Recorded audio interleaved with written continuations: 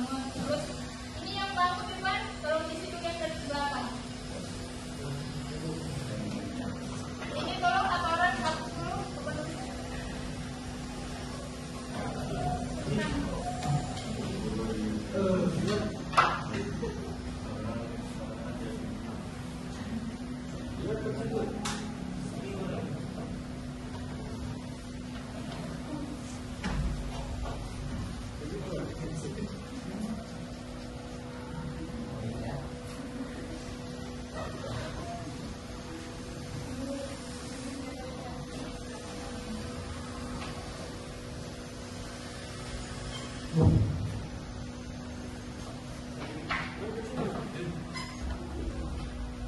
Bu, ada yang di belakang, Bu. Ada yang di depan.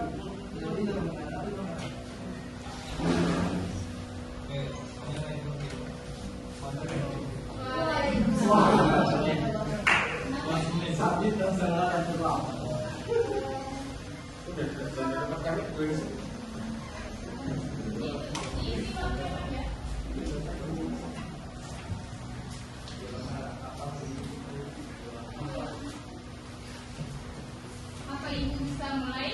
Bisa, Bu. Assalamualaikum warahmatullahi wabarakatuh. Waalaikumsalam. Bagaimana kabarnya hari ini? Alhamdulillah baik, Bu. Alhamdulillah. Alhamdulillah, segala puji bagi Allah Subhanahu wa Ta'ala yang telah mencurahkan rahmat hingga karunia-Nya sehingga kita masih diberikan kesehatan, kenikmatan, sehingga masih diberikan kesempatan untuk mengikuti pembelajaran hari ini. Sebelum ibu absen, pasti ibu absen. Sebutkan hobi sama alasannya ya. Ya Bu. Misalnya hobinya suka masak, berarti alasannya karena suka makan. Ya, Bu. Ya, Bu. Kalau diperhatikan ya, disebut namanya. Mahmud Nur Rahmat. Hobinya apa? Jadi saya bulu tangkis, alasannya karena orang tua saya sudah mengajarkan saya sejak saya kecil. Ibu Anur Muslimin. Ada, Bu. Bisa tidur kalau dengan aku.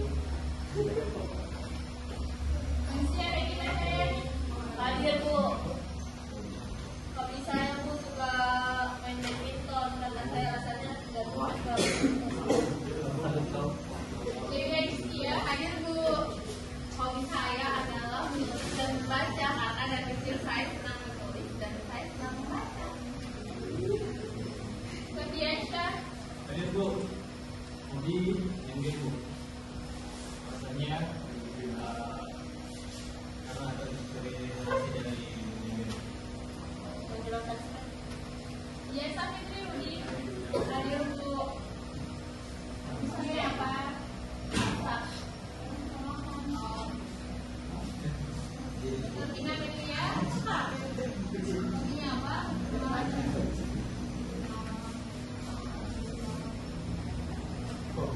Agnes. Kenapa Agnes? Oh, ya. Fendi Ardiansa Saputra. Hadir, Bu. Hobinya apa? Hobi makan, Bu. Alasannya? Dan rumah saya masalah apa? Karena rambutnya gak besar. Lampu kebakar. Oke. Ukuran tambok. Bu. Hobinya apa? Makan itu. Tina Siranji.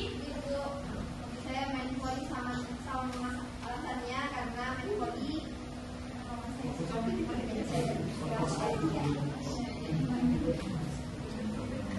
Ode Syahriar. Iya. Suka dandan, suka memasak. Alasannya Saya terinspirasi dari tante sama mama. Masya Allah. Selasa Fitri.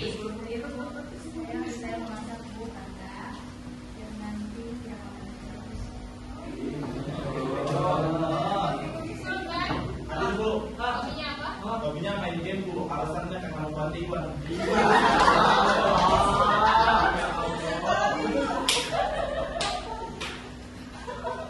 Dan Fadilah Hakim,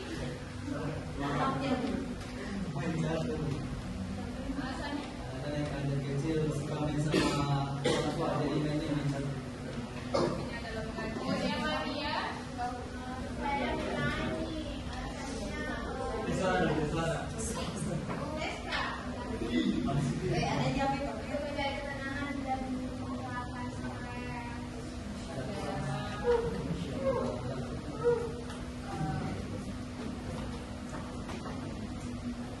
banyak sekali ya macam-macam hobi kalian. Terus semoga hobi kalian itu ini apa? Kalian lanjutkan kayak suka badminton, kemudian suka masak dan lain sebagainya. Sebelum kita mulai pelajaran, tolong ketua kelasnya dulu pimpin doa. sebelum kita mulai pembelajaran kita adalah kita baca doa dimulai.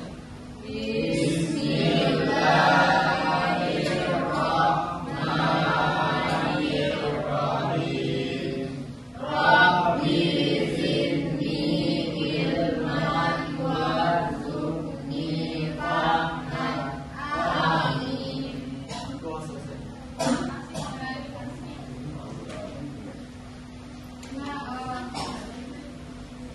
Pelajaran hari ini itu mengenai penuntut ilmu.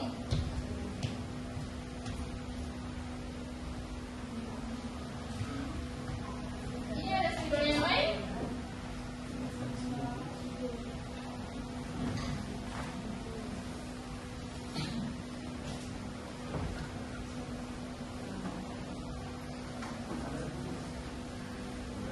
Nggak ada? Tunggu, sini. Nama. Nggak ada bukan? Nggak ada Ki? Jadi mau jelas itu. Nah, tujuan pembelajaran hari ini yaitu pengertian menuntut ilmu, habis itu kewajiban menuntut ilmu sama hukum menuntut ilmu dan utamanya dalam menuntut ilmu. Nah, yang pertama kita bahas yaitu pengertian menuntut ilmu. Jelas dari atas? Nah, menuntut ilmu adalah suatu usaha yang dilakukan oleh seseorang untuk menuju atau merubah dirinya ke arah yang lebih baik. Karena pada dasarnya ilmu menunjukkan jalan yang benar dan meninggalkan yang namanya keburukan atau kebodohan.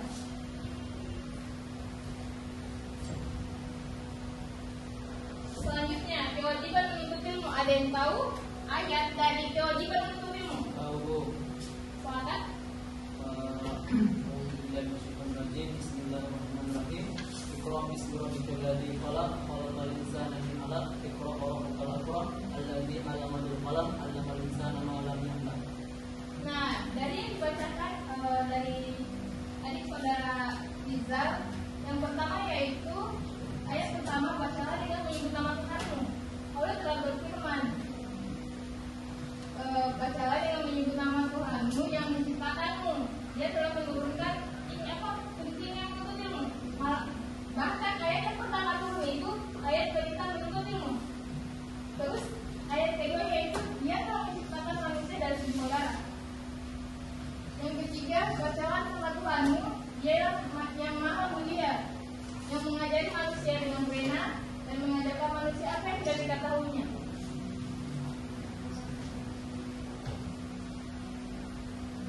Nah, terus kewajiban menuntut ilmu ini tidak ada perbandingan antara laki-laki maupun perempuan. Tidak ada yang namanya kesetaraan gender. Semuanya sama, maupun laki-laki maupun perempuan. Dan semua itu memiliki kewajiban antara perempuan sama laki-laki, yaitu wajib menuntut ilmu.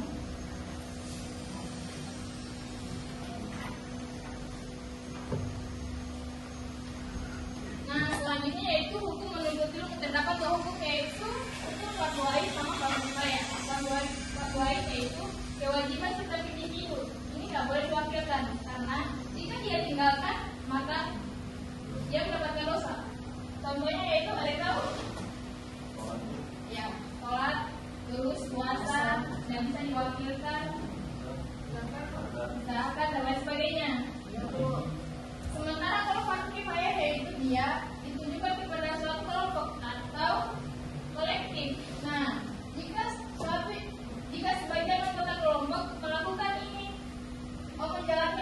kewajiban menuntut ilmu tertentu, maka sebagian orang yang telah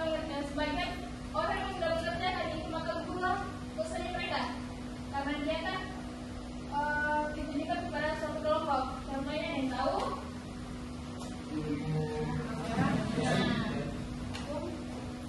ya ilmu kedokteran, kalau mendadak dokter kan manusia kalau sakit atau apa yang namanya Ya, saya sudah ada yang mempelajari ilmu dokter, jadi kita tidak perlu lagi karena sudah diwakilkan. iya, maka bukanlah kewajiban kita karena sudah ada sebagian orang yang paham tentang ilmu kedokteran.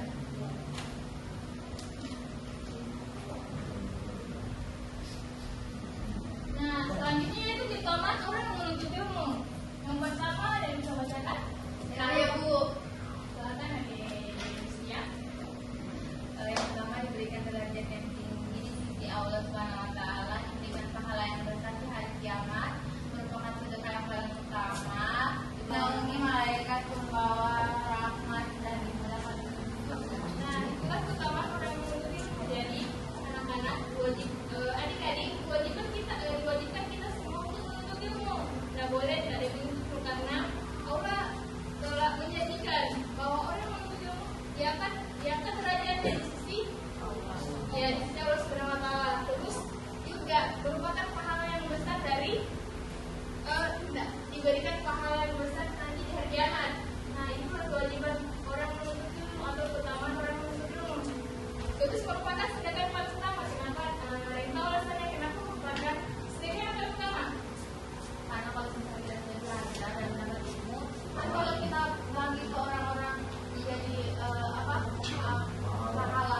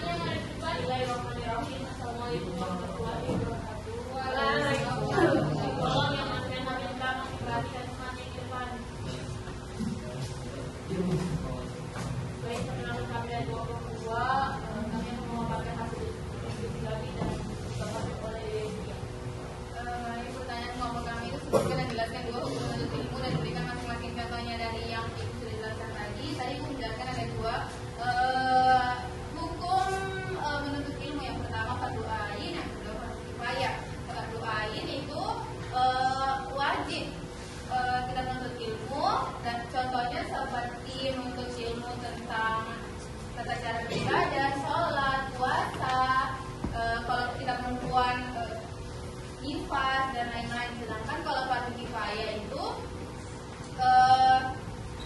diperuntukkan untuk kelompok. Jadi semisal kayak ilmu kedokteran, ilmu hukum, ilmu teknik. Jadi kalau semisal sudah ada yang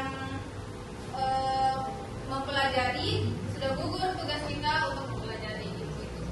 Mungkin itu saja dari kelompok kami. Bila itu saya lihat, Assalamualaikum warahmatullahi wabarakatuh. Berikan aku selanjutnya kelompok praktek bersiap.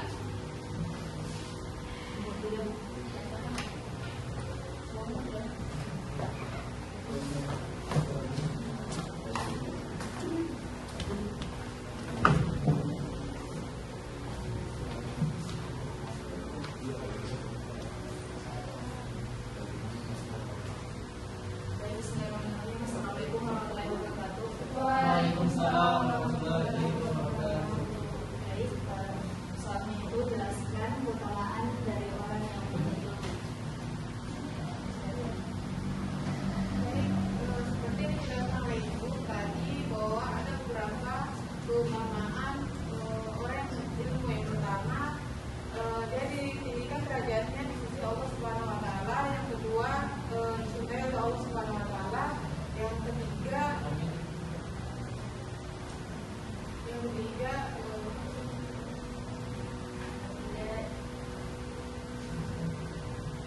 akan kembali meskipun dia sudah meninggal dari itu saja dari kelompok ya.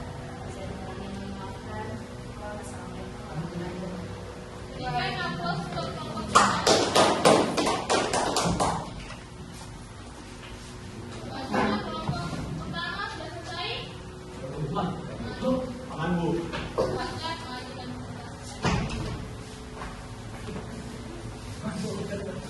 Baik, Assalamualaikum warahmatullahi wabarakatuh. Waalaikumsalam warahmatullahi wabarakatuh. Kami kelompok Brevet dari kelompok 1. Di sini kami mendapat pertanyaan yang sangat sulit. Kenapa saya bilang sangat sulit?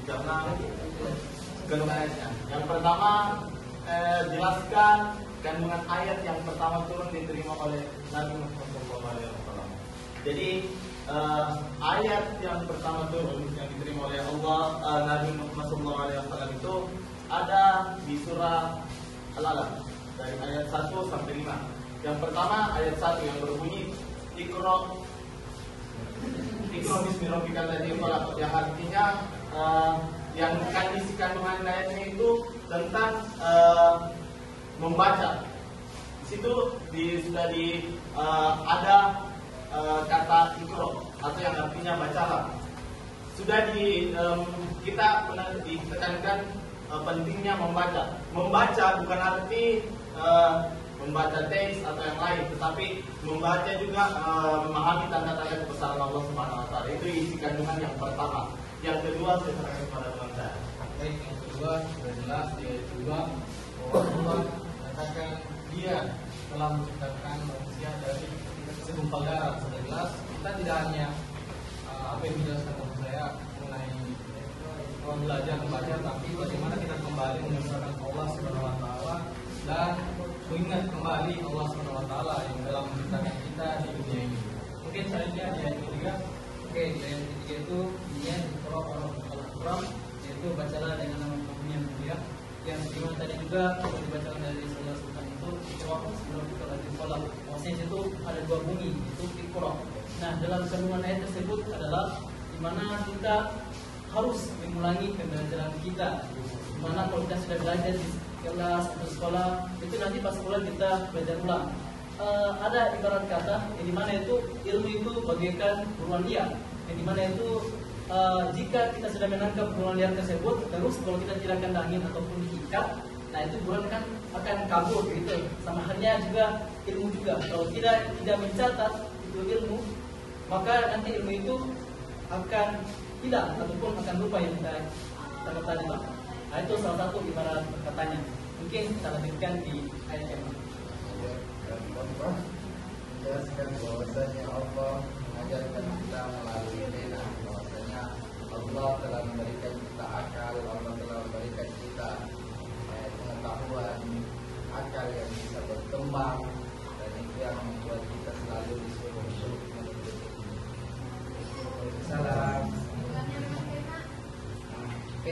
bahwasanya Allah ini Allah sudah memberikan kita segala apa yang ada di dalam diri kita, kemampuan berpikir, akal, ilmu pengetahuan, menyuruh kita untuk menulis.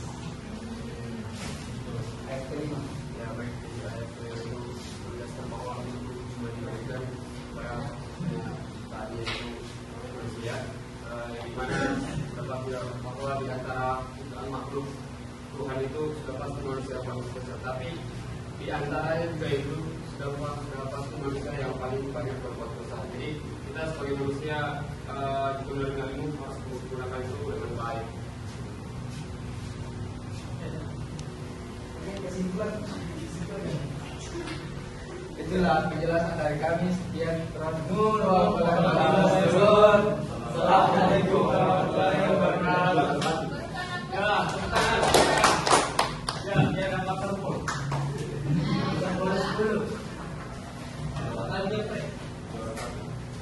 Nah, itu hasil diskusi dari kelompok terakhir. Hasil diskusinya sangat bagus ya masing-masing karena bidang pengalaman. Jadi ibu berikan aplaus semuanya. Terima kasih Bu. Ya, sampai di sini ada yang ingin ditanyakan dari pembahasan materi kita. Alhamdulillah sudah paham dan jelas. Bertanya.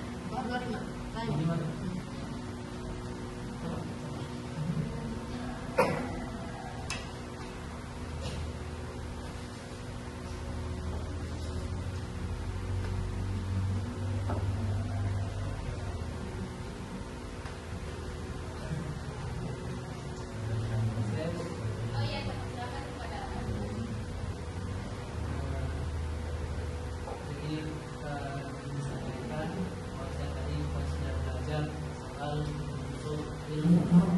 Nah, dari kalangan yang saya lihat di cerita-cerita di media sosial, banyaklah orang-orang pintar yang menuntut ilmu, tapi kita lihat sampai sekarang ini mereka kayak merusakan dunia, semacam mereka memproduksi tidak kayak misalnya seorang anak kayak mungkin sisanya itu apa namanya kalau seseorang bisa berbeda dengan umumnya oknum yang ustaz yang mencabuli seorang anak santri santriwati itu bagaimana depannya padahal dia itu seorang penuntut ilmu.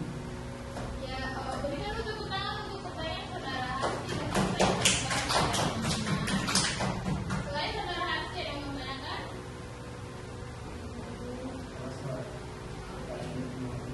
nah jadi ini pertanyaannya kenapa ini orang tersebut sehingga bisa melakukan kejahatan tersebut? Iya. Contohnya kayak Ustaz. Iya, Dia Ustaz beri- atau ya, baik. Ilmu kan apa ya namanya? Sesungguhnya ilmu yang dimaksud oleh Allah itu ilmu yang apa? Ya, ilmu yang bermanfaat. Terus ilmu juga yang memberikan, maksudnya mendekatkan diri kepada Allah, bukan yang malah sebaliknya.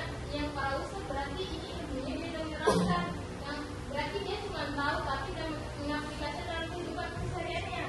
Jadi dia ilmunya sebatas cuma pengetahuan dan mengaplikasikan. Jadi yang salah berarti dari ilmunya, dia tidak mengaplikasikan ilmunya tersebut dalam kehidupannya.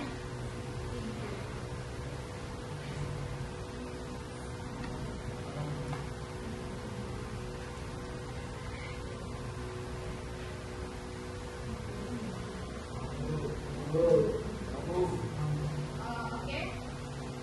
Kalau tidak ada yang menjawab, tidak ada yang ditanyakan lagi, kesimpulan dari materi hari ini, kewajiban